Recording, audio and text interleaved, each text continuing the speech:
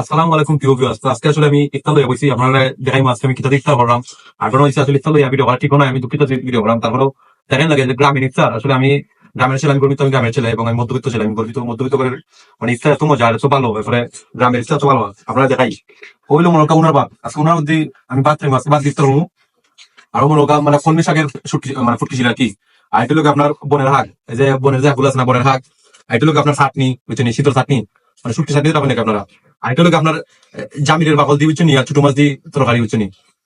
আর এটা লোক আপনার নালিয়া শাক বুঝছেন, মানে এই যে জিনিসগুলো দিয়ে খানি যে কতটা মজা উনার বাদ দিয়ে শুটকি চাটনি, তারপরে আপনার বনের হাক, তারপরে আপনার নালিয়া হাক, তারপরে আপনার কলমি শাক দিয়ে শুটকি ছিড়া, তারপরে আপনার জামিরের বাকল তরকারি, এগুলা মানে খাওয়া ভাগ্য বিষয়, পাওয়া ভাগ্য বিষয়। আমরা গ্রামের মানুষ, আমরা করে খাইলাম খুব ভালো লাগে। কারণ মানুষ আসলে এগুলো খাই গেলে জানে খালি চটফটি করে। আমরা যারা প্রবাসী ভাই বোন হল আছেন, তারা জানে খালি চটফটি করে তাই গেলে। আলহামদুলিল্লাহ, আল্লাহ লাখ লাখ শুক্রিয়া, টাকা নিয়ে আমরা খাইতে পারলাম। সব তো আসসালামু আলাইকুম।